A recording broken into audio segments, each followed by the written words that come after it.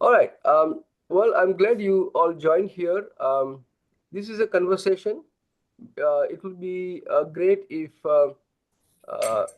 you ask questions and address your problem, basically related to what you can do after your undergrad. This is primarily meant for everyone who are undergrad students in India, and they are thinking, "What can I do?" Many of you will appear in the interviews that your job placement that your universities offer. Um, Now, and some will go to various countries. The students who used to or go to Canada, UK, Australia, USA, New Zealand, and the environment is changing very fast. Um, I'm going to largely talk about AI and the opportunities there, and how do you kind of make your choices. But it might be applicable to many other STEM fields, but certainly other broadly computer science. Now, let me make a brief background remark.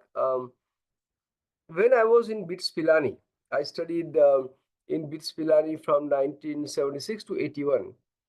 I did two internship at ISRO, Space Application Center in India, ISRO. And I was lucky. I got exposed to many scientists and engineers at ISRO, who many of them actually had returned from United States, and as many of them had PhDs. So, unlike many of my counterparts, many of my colleagues in BITS Pilani, they all, there are many bright students there.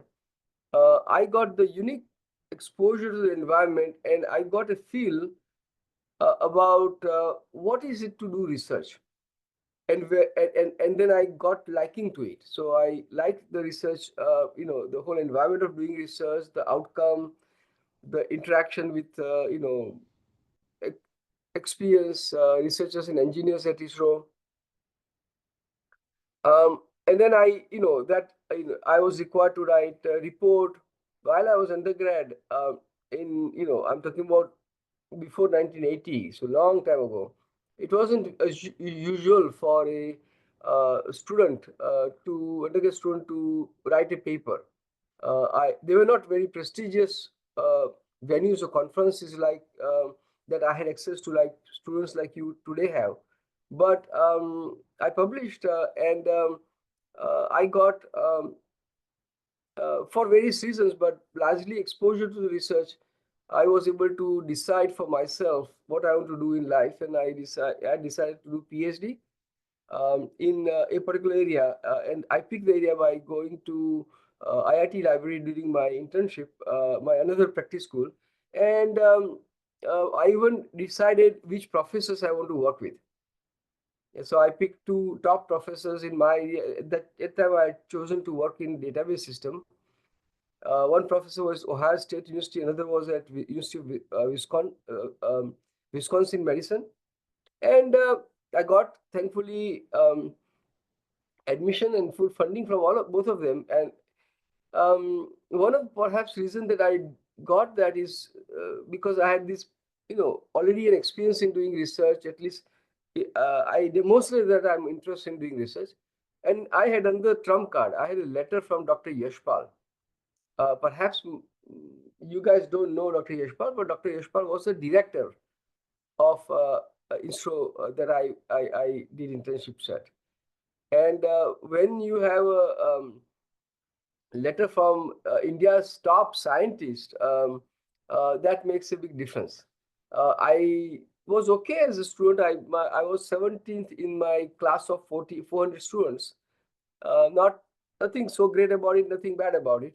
But that was not the reason why I got into two of the top database programs in the USA. So the exposure to ecosystem, uh, and the chance that you meet somebody who motivates you, who mentors you, who tells you about all the possibilities you have. that is a very important event. That's a very important thing that can shape your um, careers. By the way, if any one of you don't have bandwidth limitation, open up your video. The talk is more likely, because otherwise I'm looking at the black screens. Don't be shy in showing your face and say you are engaged. I typically, the standard is for most Indian students not to use the video. Maybe you guys have bandwidth limitation or something else, but it is best that you, typically, if you are, when my students do internships with me, I insist that they keep their video on. My students also keep the video on, because after all, this talk is a virtual talk, because I am unable to be there in person. But if I could be in person, obviously we'll be able to see each other, right? So that is the idea. Anyway, so getting exposure to right environment is very critical. Now, all of you, have your own environment. You have chosen to be at one university or the other. Some of you may have options, others will not have options. And in your case, all of you have, your area of expertise, or your area of degree. So some of you wanted to do computer science but did not get into computer science, and then got into industrial engineering, or whatever those choices are. Now, in today's world, and so this is an unfortunate part of the India's education system, where there are limited seat in one area, and you don't get into that, you get into something else. So you have to spend time learning things that you are not really interested in. And then many of the students now, because of this so much virtual access, they say, okay, I'm going to start learning AI or much deep learning or something within the AI deep learning or something, and see if I can, show that I also know something about AI, and maybe I'll get transition into the AI. And a number of students that I've had um, have made that kind of transition successfully, and others have not been able to make that transition successfully. Um, while it's important that you know that there is that possibility, but you have to work it out carefully. Now, the importance of environment is very well illustrated by an old movie. The title of the movie is Trading Places.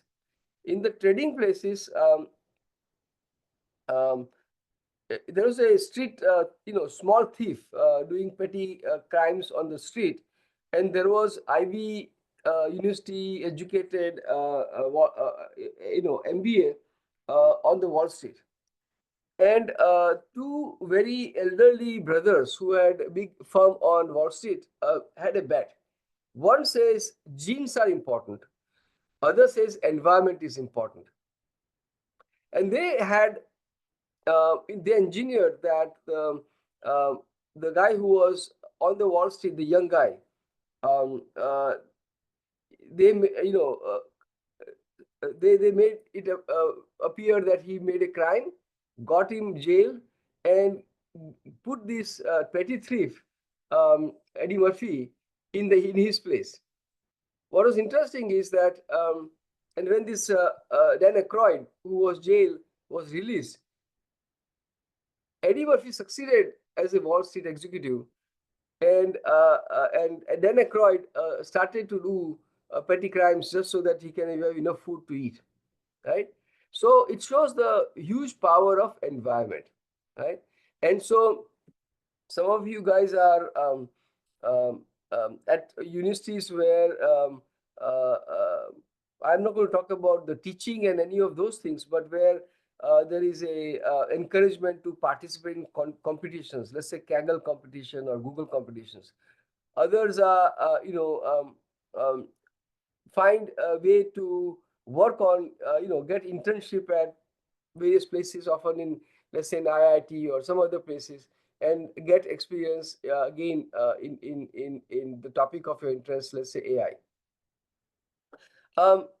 What I want to show you here is that your research environment is very important. Now, in my group, I have a very large group by comparison to most of the groups. So there are various aspects of, and there are many other environments, many other faculty who have small groups. They may have 2 or 3 PhD students. Um, there is no nobody can say one is always better than other, but people can you can understand the differences between the things. Um, Most students at the stage you are, it is very hard for you to, for now, uh, decide what are you going to work on, in your career. All you can do is to choose a general direction, right? In what directions you're going to make, and hopefully you'll find something that that will help you build your career. So you need to keep in mind that most of you are not equipped to kind of say, suppose you write a personal statement for your application for master's or PhD. Most of you make very stupid mistakes saying that, oh, I have done a little project in image processing. So then they say, oh, I would like to do PhD in image processing. The problem is that the technique you might have used in image processing may be totally outdated by now. And so the basis on which you have done image process, chosen image processing as your interest is very flimsy, very, it does not have the strong base. So you really have to understand that you have to be open in mind. And that creates a problem, because how do you select where to go? If you are a very good student, or you have good resume, you have good internships, how do you select where to go? That is a big challenge that you guys face. But if you end up going to an area where you have a large group, then they work on number of things, so you can experiment with a number of things, and you can choose what you want. So keep that in mind. Unfortunately, there are not many large groups, so there are only very few groups. So suppose you say, oh, I want to go to this top 20 rank school. Well, number of large groups in those top 20 rank school will be very few, and the chance you can make into them is so extremely small. But the fact that there are other large groups that are outside of these top 20 rank places tells you that they are very good. Otherwise, they can't become large. Let me give you a very interesting insight. In the US, if you ever want funding, and of course, who doesn't want funding, right? Funding always comes from the faculty grants.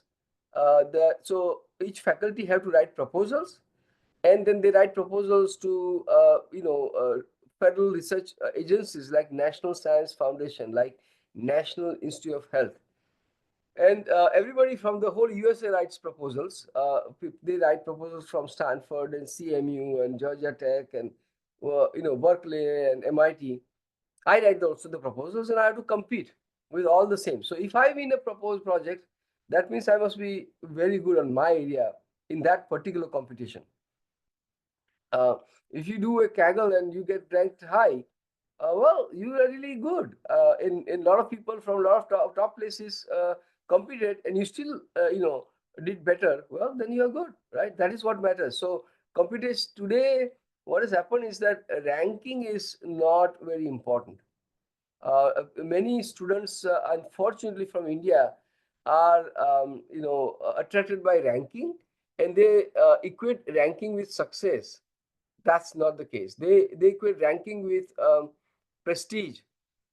Actually, the most important thing is you, how good you are. The next most important thing is your advisor, because if your advisor has a lot of connections, 80%, 90% of the jobs today are because of the networking. They are not because somebody has posted job application and you apply, and they pick you. Usually internally they are referred, and through the referral they've already find match, and that's how you get your job, or that's how you get your postdoc position, or whatever you want next. So after the advisor comes next, Then the program meaning in sense that, it's computer science at University of Texas at Austin, somewhat more theoretical, but good, versus computer science at Georgia Tech versus computer science and something else. So program. And then the university is the last thing. It has very little value in terms of the deciding the quality. A university may be ranked high, but it may be very good in some, humanities. It may be very good in engineering, but not in computer science. So keep that in mind when you decide. The best way for you to say whether that place is doing good work is to look at the advisor's profile. Go to the Google Scholar, look at the publications, where are they published, but how much are they cited, and the type of activities they do. So suppose you go to an advisor's web page and say what is he working on. That web page may be 5 years old.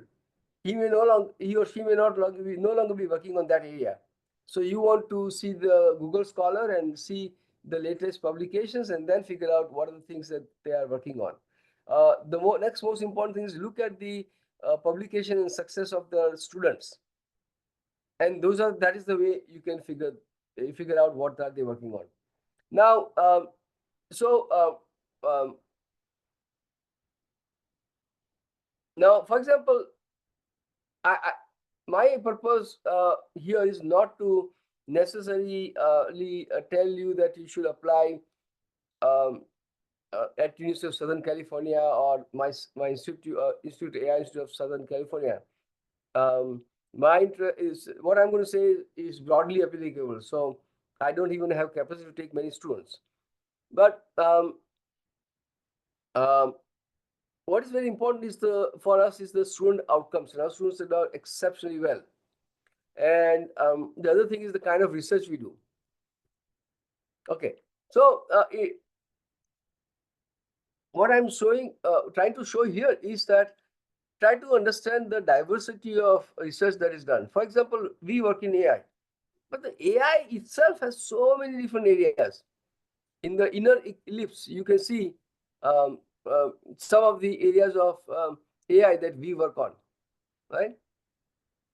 They are a lot and they are very diverse, right? You are working on large language models versus you're working on vision language models versus you're working on knowledge infused learning or neurosymbolic AI, and so on and so forth.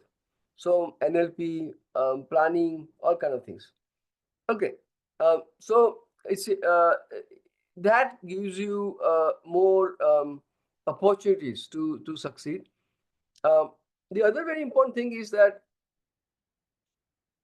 uh, your future job, uh, only a very small percentage, maybe 5%, 10%, will end up having the job in doing pure, work in just AI. Even if you do PhD in AI, maybe a little more, 10, 20%. A lot of the other work totally that will be done by people would be transdisciplinary, meaning it will involve more than one subjects. Like the topics you can see from outside, these are the domains or areas of application, or you can also call them industries. And understanding the issues of those domains and solving them using AI, a lot more people will do that kind of work. But what you have to do from a purely technical perspective in AI is different than the work you have to do to solve the problem that industry won't solve, that somebody is going to pay for. Let me see if I can get a so this is a page I came across yesterday, and I want to see here. I find models that excel at specific functions particularly intriguing. I look for solutions that solve unique orthogonal challenges for enterprise areas where traditional solutions have fallen short. So these are what VCs are saying, that fund startups that recruit students, the graduates. Um, so what it is telling you is that the areas in AI change very fast. Um, in the last century, I used to do what is called as symbolic AI. For example, I wrote expert systems, or I connected AI system with databases. Um, in this century, first came uh, um, an era of machine learning. Then came deep learning, starting 2012. Then came in deep learning, which started to adapt neural network models. Then came the current generation of language models, starting with 2017 paper on transformer model, and then the LLMs that are developed, and many of you may have used LLM in the form of model behind ChatGPT, versus and now very quickly uh, mm, the time has changed, and LLM has have picked, and people have started to go beyond LLM. For example, in our team, we do what is called as custom, compact, agile, neurosymbolic AI models. So, um, uh, 2 years ago, you can't find any AI job that did not mention LLM. And today, you can hardly find any AI job from the main companies, computer science and AI companies, that mention LLM. So the world moves very fast. Humans have survived very well because of the adaptability, not because they are strong, right? So the same thing applies in your how do you you got to tell yourself that things change very fast, and you got to be in an environment that allows you to adapt that way. Okay, now going forward,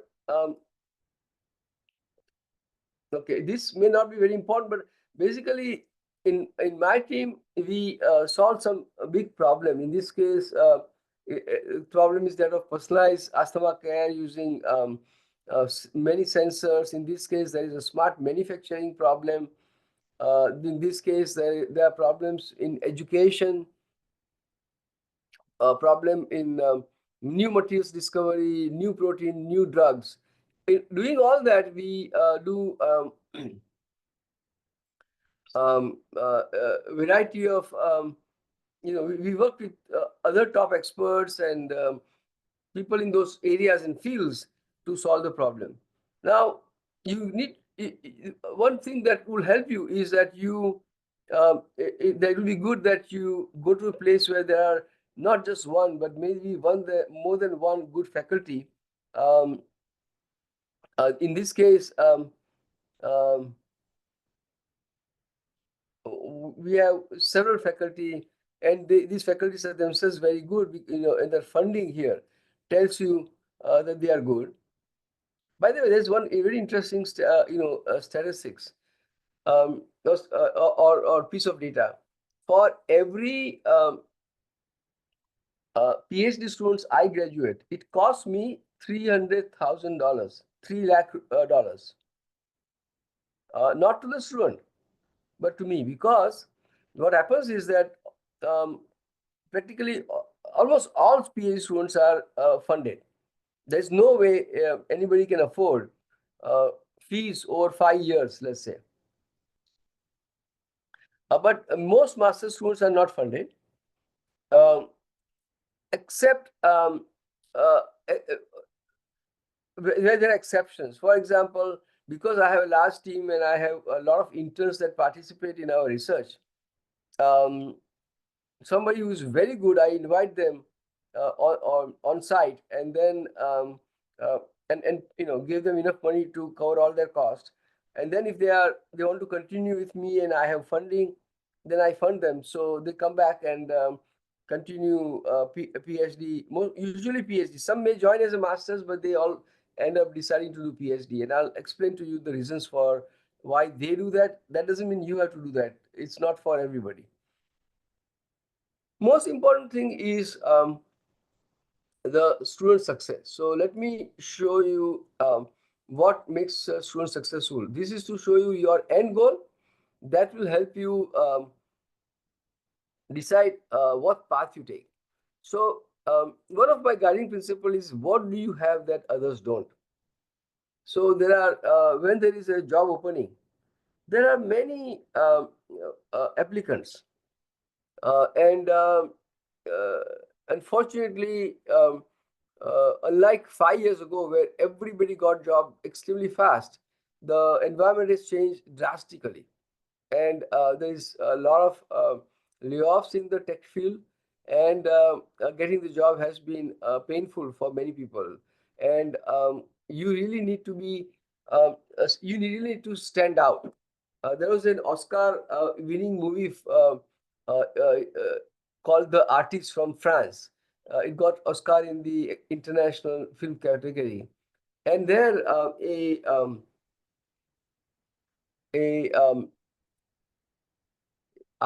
actress who wants very good roles goes to a seasoned actor and says, "How can I get these very good roles?"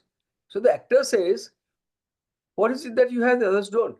All these other wannabe actresses, they all have done, um, their acting school, uh, and have their certificates or diplomas, and many of them are pretty, and they walk and talk very well. So what is it that you have others don't? That's how you can get. And so you have to learn what is your USP, what makes you different, that the employer wants. The second thing is learning how to learn. So what used to happen is that, and even this may be happening more in India than here, that people learn current state of the art. So they learn how to use, let's say, TensorFlow, and implement some deep learning algorithm, or they learn how to do RAG, or using on LLM, large language model, and expect to find a job. Well, by the time you learn those techniques, the the world may have moved on, and asking for the next kind of techniques. So you have to be in a constant mode of learning, and you have to essentially learn how you're going to learn new things. You generally on your own, but or being part of a group where you're doing very exciting projects, and they use all the latest technologies. So that is how you can learn. Another thing you need is very strong work culture.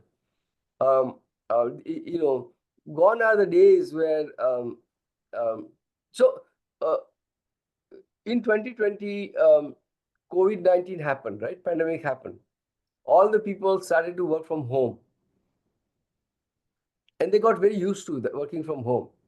Well, the companies, this last year, 2024, decided they don't want their employees to work from home, because employees are more productive. They communicate, they engage, they do teamwork, and they come up with new ideas much better if they are coming to the work and talking to their colleagues.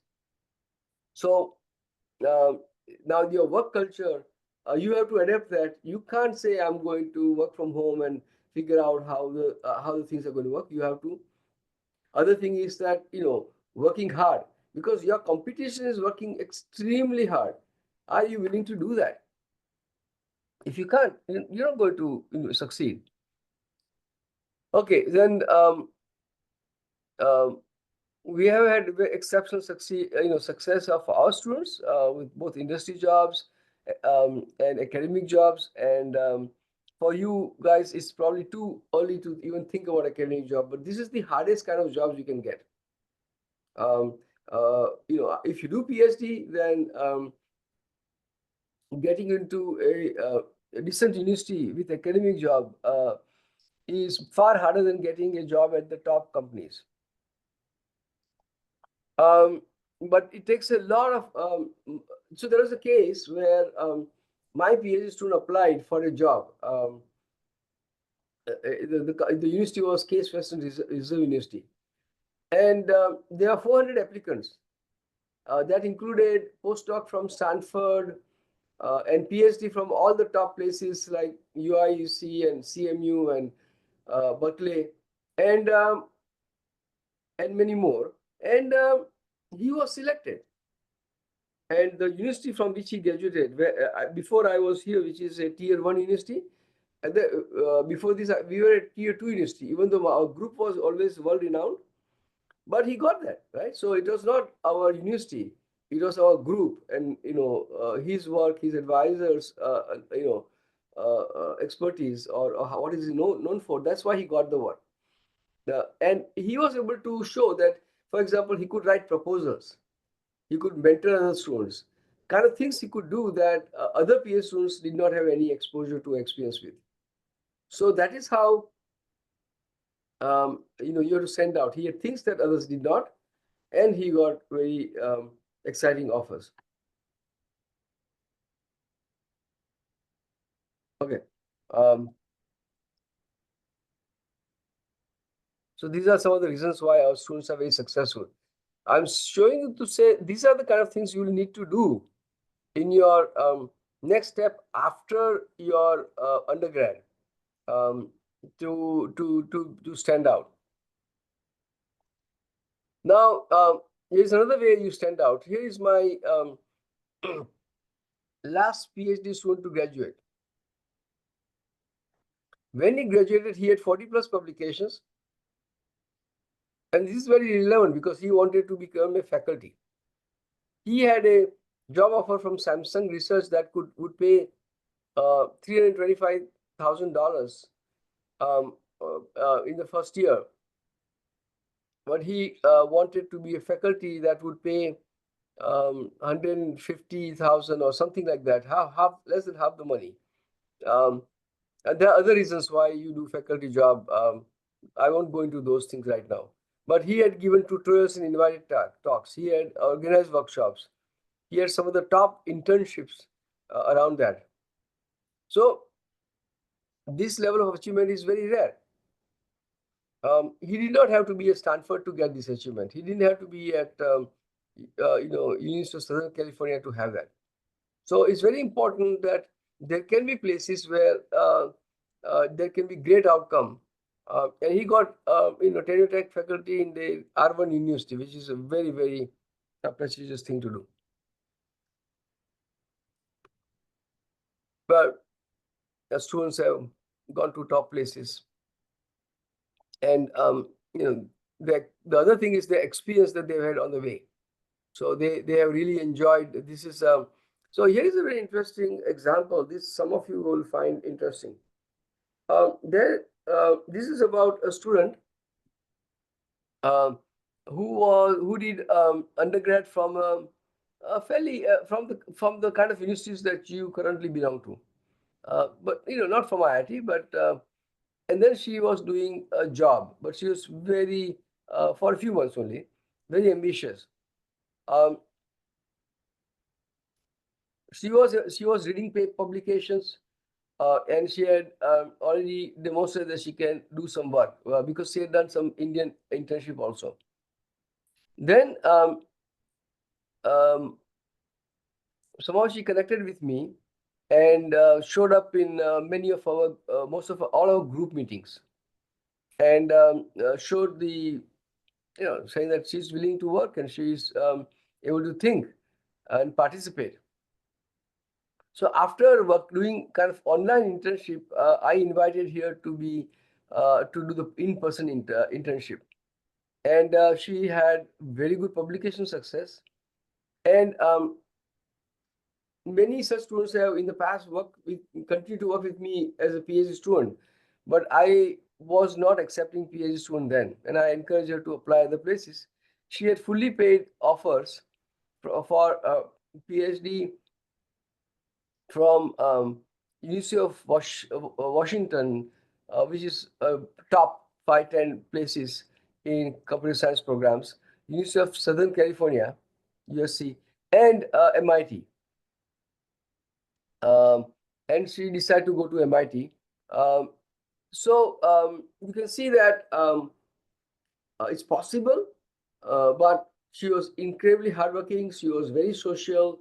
She communicated and worked, connected with all other students very well, other faculty even also, and she did all the things right. And so she had the she could interest in the right areas. She had publications right area, and this is and she's doing very well. She still remembers her day with us and how wonderful it was. But uh, you can see here the second paragraph of what she has to say.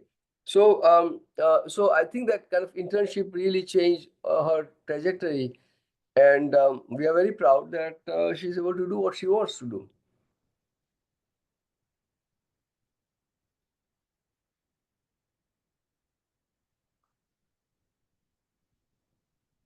Now, advisors' experience is also very important. In my case, I have worked in industry, and I had commercial products from industry. Um, um, I did 4 startups, and I've done 3 academic organizations and graduated many students. So um, you know, it, the experience that your advisor had will very much affect. Suppose you have an advisor who has been in academia all his or her life, then she can give you that kind of guidance. So for me, many of my students are now um, entrepreneurs, have done startups. Just yesterday, one of them announced that his company was acquired, and it was a fantastic exit for him. Um, here's another way to figure out. So think about how many good places there are, right? What are the great ranks? Well, in the AI, area, among the LinkedIn web pages by them, we are third or fourth place in the world uh, in terms of number. Number of followers tell you about a professional, placement in your area.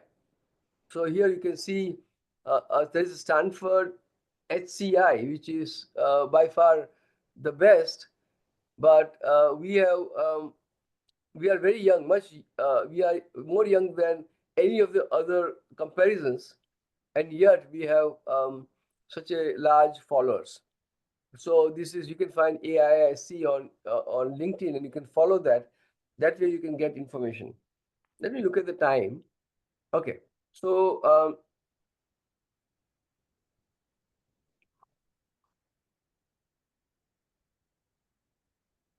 there's a lot of videos on YouTube in AIISC.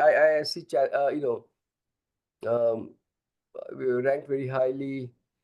Our university, lists us very highly. We do a lot of engagement with people. These are our facilities. They are world class. It'd be hard to find any better facilities anywhere. Um, these are facilities my previous organization.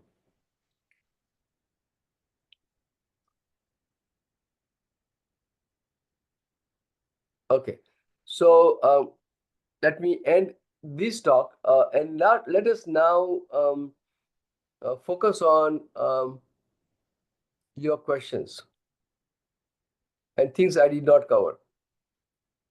So the first question here, by the way, you should be open to asking questions. Go ahead and write it here. Why do research labs want a PhD? Um, Let me show you something.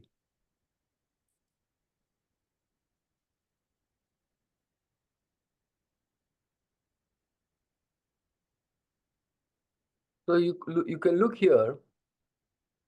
There are well over more than 40 publications. All of them involve students. right? We don't write typically papers that don't involve students. We want PhD students mm, because in academia, the fundamental job is to train the next generation, right? So we are educating the next generation. Um, we educate undergrads, and some of them find some job in industry. We educate masters, and there's some are masters with just coursework. Um, they typically get lower quality jobs, and masters with thesis. If you do thesis and have um, demonstrated experience in depth, you can get better job. I remember I had a student. Um, he did masters with thesis, and his area of thesis was very timely. You might call hot area in industry. He had an interview, and in his interview, he uh, you know he came out good. So he had a dinner that lasted more than 2 hours with the with the vice president of the company. He not only got the job, but he got the next level of job. So meaning, if you had as a software engineer, he got senior software engineer, the one job that you could get after 3 years of experience. Why? Because he matured tremendously. Uh, just having a degree by coursework is not going to cut it in today's world. You can't go deep into anything. The most thing you would have done is some course projects that will impress no one. There may be some jobs. So also 5 years ago, there were a lot of coding jobs available. You can do um, um, you can do there used to be organizations that would do give you coding boot camp, and you do coding for 4 to 6 months, and you will get a job. All those jobs are gone, completely gone. And one shocking statistics is that um, uh, currently fully one-third of all the code at Google is generated by AI. What does it mean? That means if Google has um, 50,000 engineers, one-third of them, uh, they are, they don't need one-third of them compared to last year. So as they are being laid off, what is the chance that you get that you get a job if all you had to offer was some coding skill, right? So clearly, you'll need a lot more than programming expertise, coding expertise. Okay, so you really have to really up your standard a lot. Okay, now we want PhD because we need to recruit new faculty. The faculties have to be PhD. We want PhD because we create PhDs because PhDs have shown exceptional success in creating, in building the economy. In You all know about Silicon Valley. Why is there a Silicon Valley? It is because you have Stanford and you have Berkeley, and you're creating top talent. Google's founder were working on National Science Foundation funded research project while doing their PhD, and they got great idea. They did not finish their PhD, but they were very much doing PhD, and so they were very capable. Yahoo's founders were PhD or PhD dropout. My PhD students have founded many companies, including a unicorn. But only one of my masters has founded has his own company, and he did thesis. And I know of no master student without thesis that has all of them. Well, actually, I don't have master students without thesis anyway. They'll yeah. I in my course there may be master students, but basically, a student, you have that extra couple of years where you do thesis for masters, and 4 5 years where you do the whole PhD journey. So PhD are the real job creators. The first 1,000 employees that Google hired were almost all PhDs. Okay, so now they hire, of course, people at all levels. They hire non-computer science bachelors, and they hire masters in computer science. But many of those are hired for low-level positions like testing and other kind of things, not high-end positions. So it takes a long time to get trained to be PhD. Also, in the US, uh, uh, we have three. We have three. We are supposed to do three things: professional services, like organize a conference or workshop or give invited talks, like what I'm doing now. Teaching, and teaching in this case of two kinds: classroom teaching, like any other faculty do, and educating or training research students, which I do a lot of, and I don't teach much of because I don't have much time to do classroom teaching. So most of my teaching is working with my PhD students. In 2023, my group published 42 papers. And by the way, very, very interesting thing was that of the 42 papers, more than half of them had interns. So here, look at this paper. This paper involves Ankurani, which is actually a girl who went to MIT, and involves Vipula Rawate, who is my PhD student, and these guys are all interns.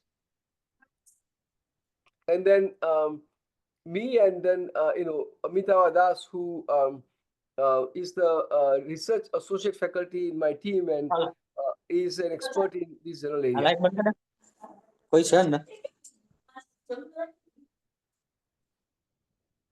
Okay, so Raunak, please mute yourself. yeah, I already did. Okay, so why did we? So the other thing is that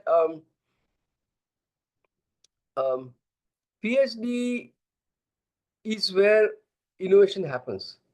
So we take very challenging and difficult areas to work on. Just to give you a glimpse. So this is a group of our active projects. This is on deception, very difficult area. This is creating next generation of AI models after LLM. This is on smart manufacturing, using AI to solve very challenging problem in manufacturing. This is on food computation, which is on nutrition, very challenging area for AI application. Safe. Many of you may be aware that chatbots have been very compromised. So Microsoft put a chatbot, and within a few hours, it was trained to people ask racist questions, and it became racist itself. We have mental health application. Here we are working on changing the vision language model so that they don't create harmful images. Analogy and abstraction are very important to human intelligence. How do you get human-like intelligence in AI? And more more things of that nature. So do you guys, some of you might know the old concept of Gurukul. In India, we used to have ashrams and the munis and all that, and then parents would take their 7, 8 years old and drop him or her at the ashram, and then this person, this student learns within the ashram for um, 6 to 8 years and become very good at what the guru is good about, good for. It may be swords, it may be bow and arrow or whatever, right? Dhanush Vidya and all that. That is the process in my group of, they come, if once I select and they come to do PhD, they are really part of the research family, academic family, and they get all the support, lot of attention, and a lot of mentoring and a lot of guidance and encouragement, and then they do PhD. So that process is very appealing. Most of my PhD students call me academic father, and there's an interesting example, but the example is that one of my former PhD student has was having first baby, and they sent their ultrasound to me at the same time they sent it to their parents, biological parents. So it's a very close relationship, and that's a joy if the right motivated students are there. Nothing like that exists in elsewhere, right? I mean, master student would simply would not have that much time to bond, to learn all that under the guidance of somebody, and to become very good at something. That is what it takes. So that's why you do PhD.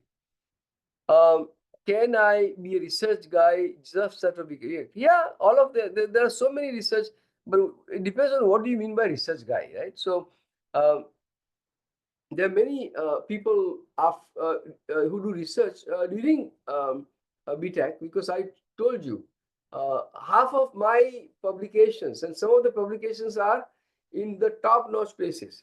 For example, in 2023 December, just little more than a year ago, we got Best Paper Award at the top conference in NLP called EMNLP.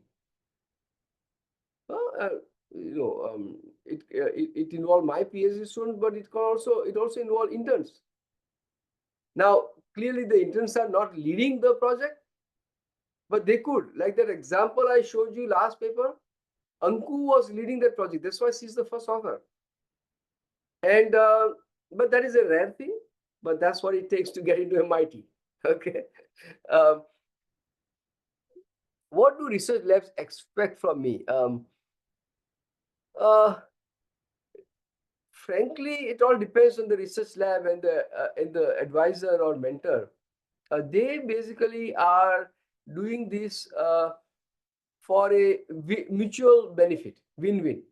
Um, on uh, the when you publish a paper at a top conference, you see some papers here, um, and they would have very large number of authors. So this one, by the way, this one is an intern. This was an intern. This one is an intern. This one is an intern. This is a employee. These two are employee of Amazon. This is my research. Uh, the assistant research associate professor. This is me, and then this is professor at IIT.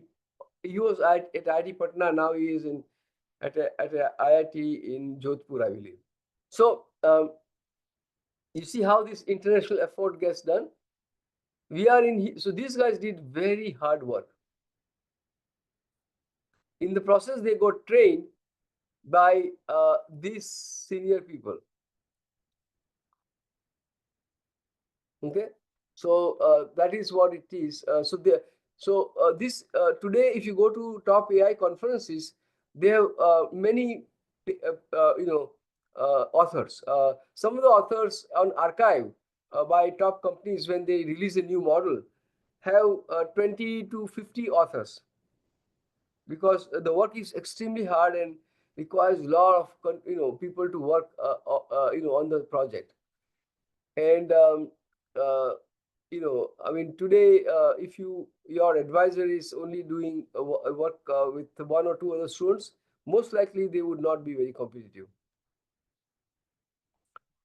And what they want from me, so I want just simply to train and see that I want students like Anku who gets who is at MIT because she did internship. She says that in her post. That post that I was showing you, this post was by actually Anku. I'm just saying it for the. She doesn't want to particularly be known for that, but that's what.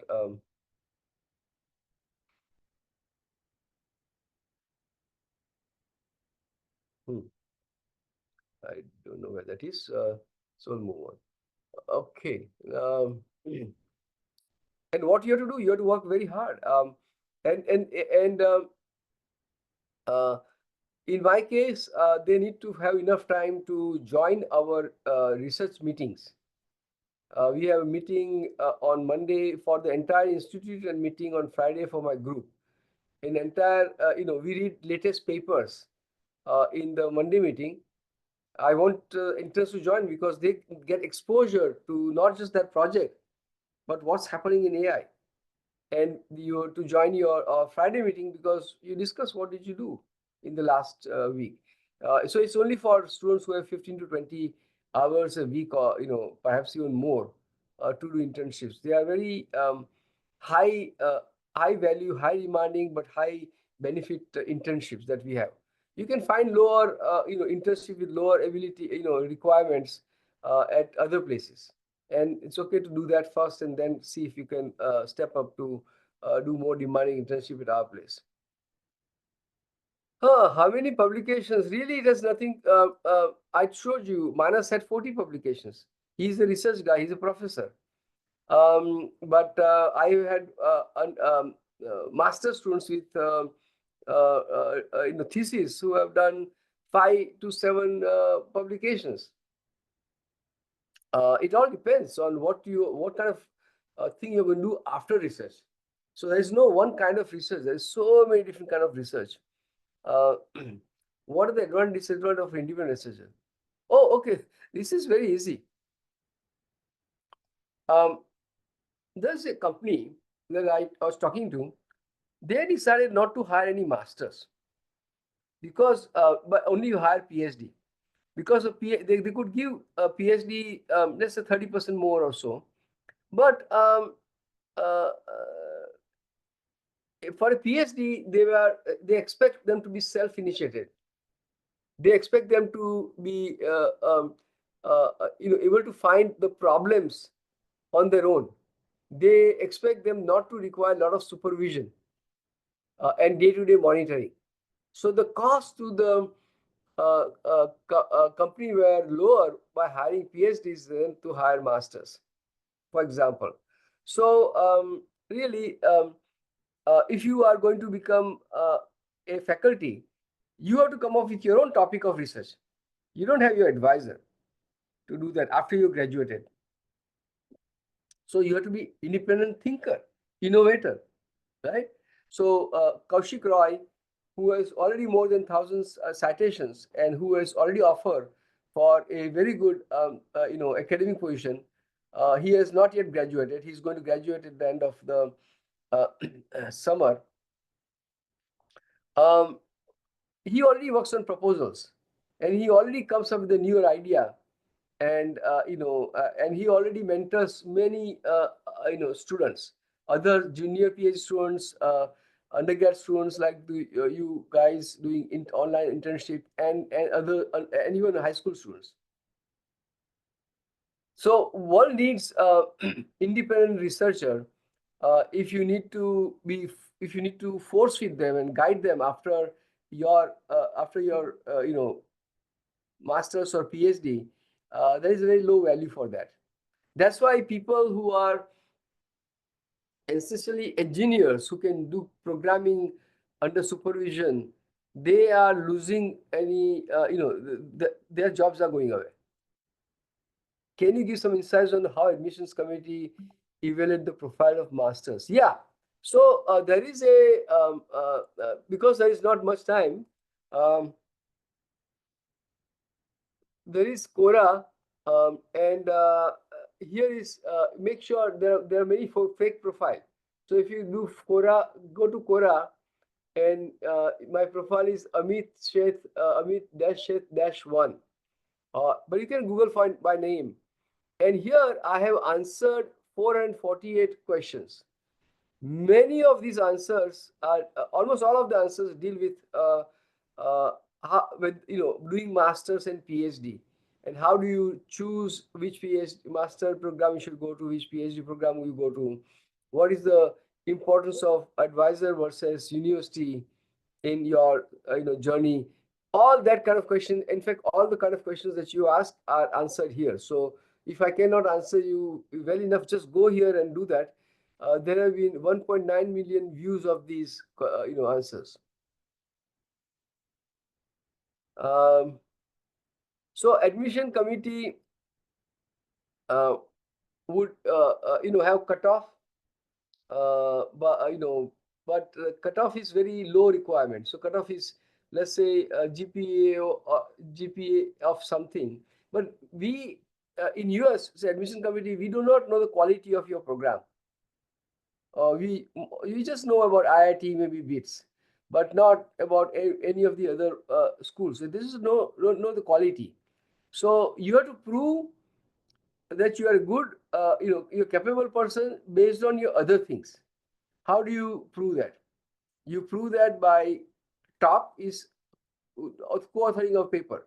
So all those people who are co-authors on these papers, they all got into very good schools, whether they want to do masters or PhD. Okay. With in case this is very important for them, because for PhD, if you have papers in very good thing, and you have, and I write letter for you, just like for me, Yashpal, Dr. Yashpal's letter was, made all the difference,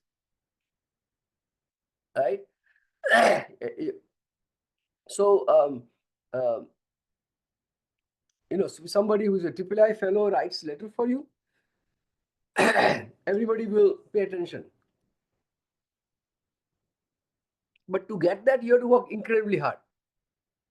The second, so publication on a recent topic, working with top group like ours changes your outcome.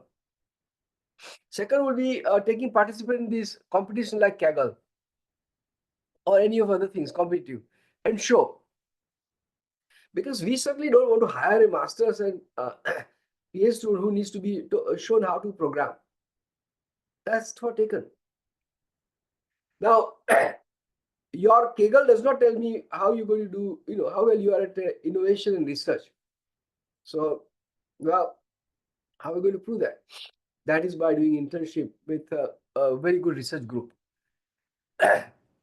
I'll tell you, there are many good research faculty even in India. So, there, of course, they work on particular area. For example, Tanmoy Chakrabarti just wrote a book on large language models and works on language models and vision.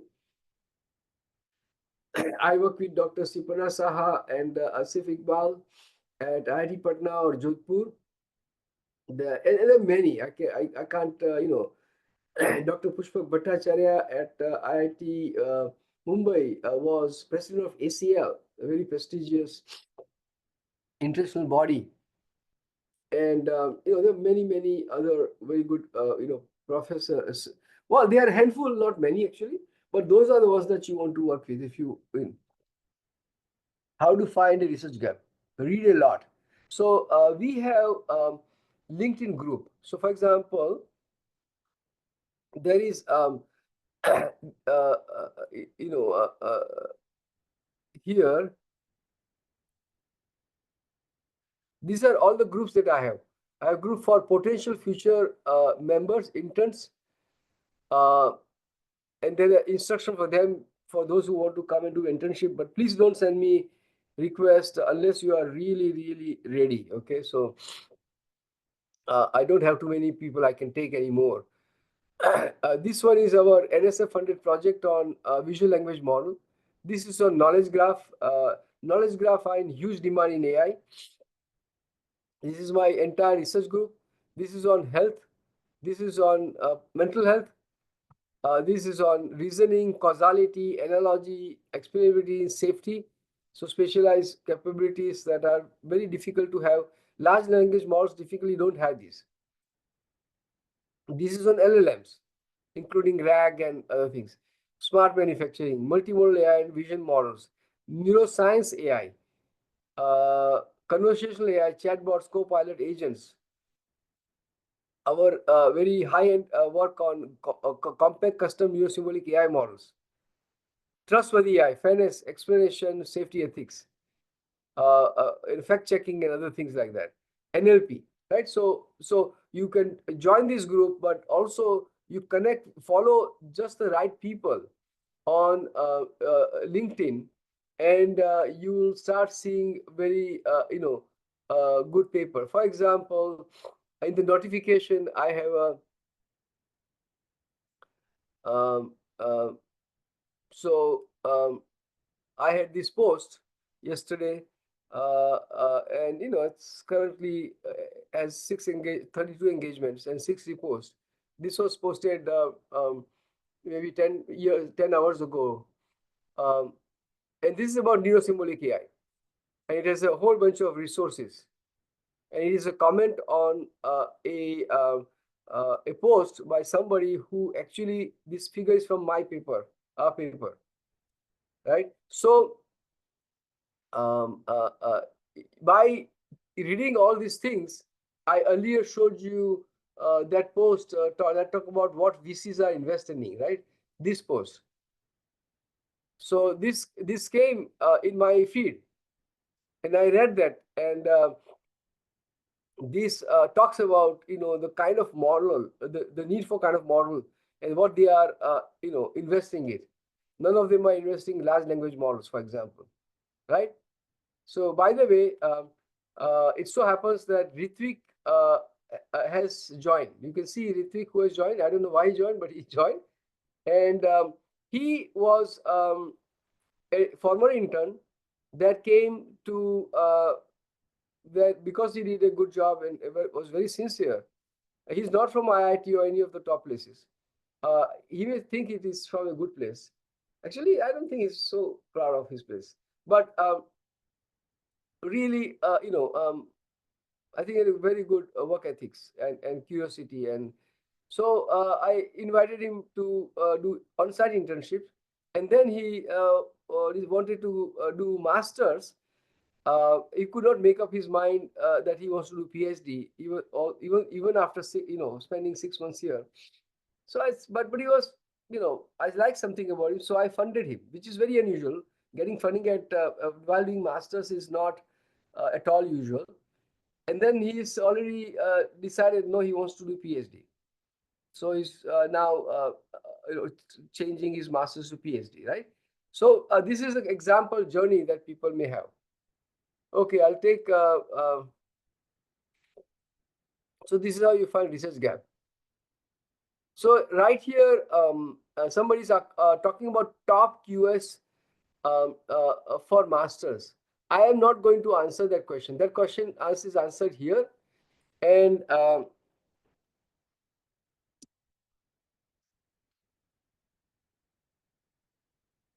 I'm going to point him to this paper.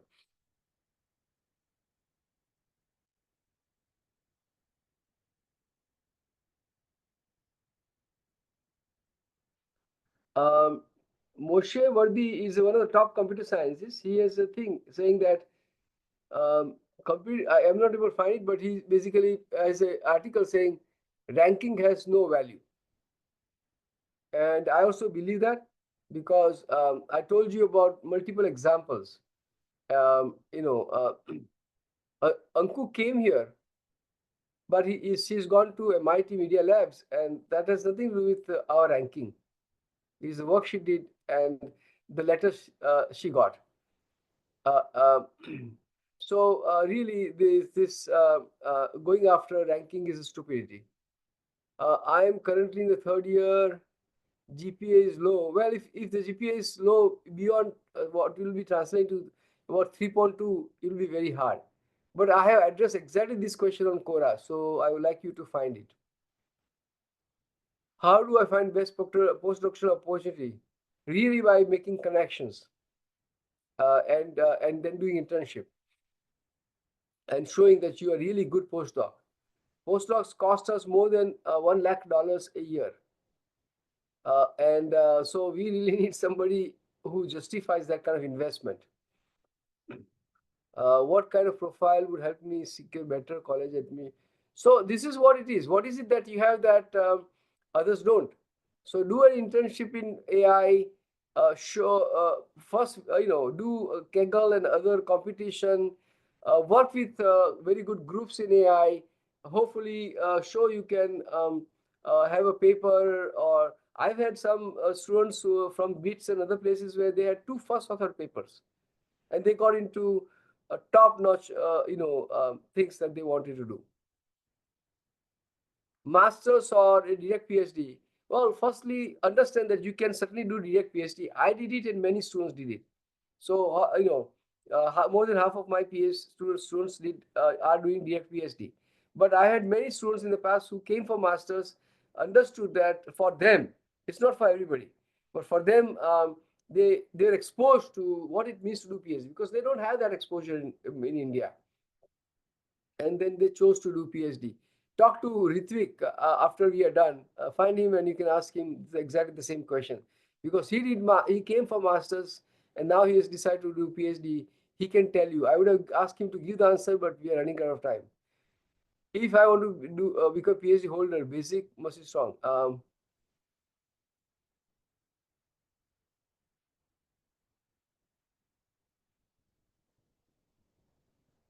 I would say really it is that's where you need a guru or guide, and the guide can be even students like mentor like Ritvik, who is now doing PhD, so he's a lot more understood this issue than you would have, or Kaushik Roy, who is my PhD student, that who has more than 1,000 citation. So that is how you just have to find your guru and mentor, and then you can do. Otherwise, I cannot you cannot get there. Uh, uh, Computational finance or machine learning. Yeah, it is too difficult to. There are many ways of doing it. For example, I am advising uh, uh, a finance a startup who uses a new symbolic model, AI model, and the company is based in Bengaluru. Okay, so the CEO of that company did internship with me or worked with me, basically not internship, but he collaborated with me and he has some papers with me. And now he's doing and then he worked for Meta and now he's doing startup in Bengaluru. So find such a company and work there or do internship there, and then you get a sense. Machine learning here, really, you said machine learning here, so it is clear that you don't have much idea of the AI. Sorry to say that. So, for example, there will be hardly any job for machine learning, at least in US. Who should do research internship? Who should do industry internship? Well, if you are doing, if you're going to have job placement at the end of your degree, do industrial internship. If you potentially might be interested in more innovative jobs, even if you don't do PhD, uh, uh, do research internship. The research industry internship will allow you to get a good understanding of industry environment, and you'll find that a lot of the work in industries, in majority places, is very basic and unimaginative, and not very state of the art. But it gives you a strong understanding of what would be, your what would you do after your job outcome, right? So well, I guess that is what if your job placement, then you get to sense what is your option from industry internship, and maybe you decide that is for you, or maybe you decide that is not for me. I've had several students who got I had one job, but I did not take the job and came here to do PhD. But I had other students who had done job and a few months, and they said this is not for me.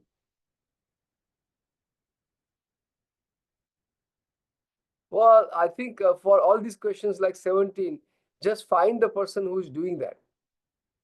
For example, right now, I we just recently had a special issue on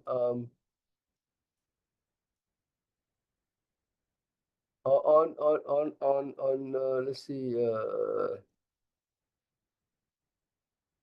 civilized AI, civilized and human inspired AI. So look at that special issue of IEEE Internet Computing on civilized and human inspired AI, and then you'll get a sense of what this field is about, and there is a lot of work to do. Just understand that this kind of work is typically going to require you to do research, not typically done in masters. How do you get internship at AIC? Uh, um, the, uh, Dr. Amita Das, who is with me, he posted last week a post on LinkedIn saying, apply here for internship. In 24 hours, there were 487 applications. So you should have applied there. And other way to apply that is really invest in finding out what we do, and then reach out to me and I'll guide you. For example, for this person,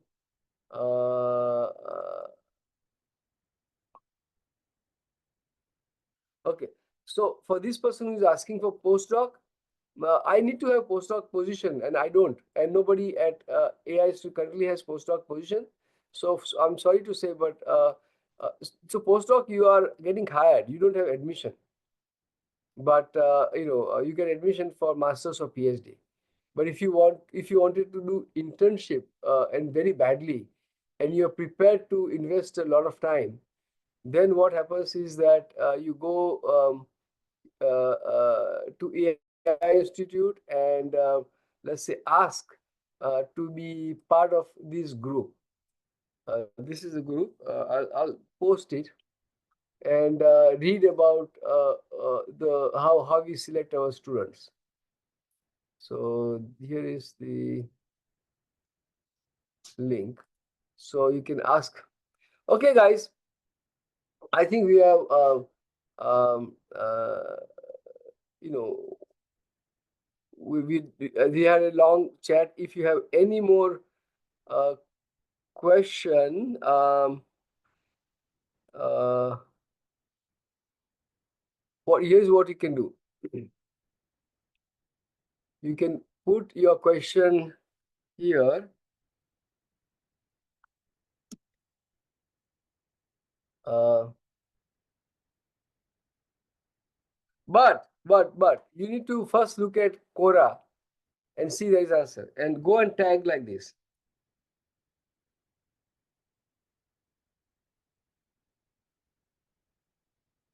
By doing this, I will get your question and I'll answer. Okay. But be sure. See, one thing that you'll turn off anybody is that if I have already answered the question here in Quora, and you still ask the same question, then there's no reason for me to spend time again. Look at this question.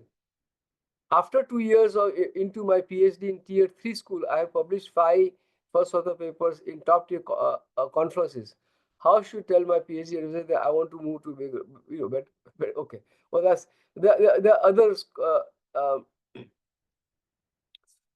large number of questions about doing masters and PhD. I have one of the most uh, uh, uh, you know uh, viewed uh, answer is how do admissions committee evaluate the profile of Indian applicants? So that question answer has a lot of people who have like that my answer. So go and find them there. Okay. All right. Let us now go to Zoom. Let me stop here. And I think most people have left. So, all right. Well, I hope you guys enjoyed what you heard, and I hope it will help with your future path. Goodbye.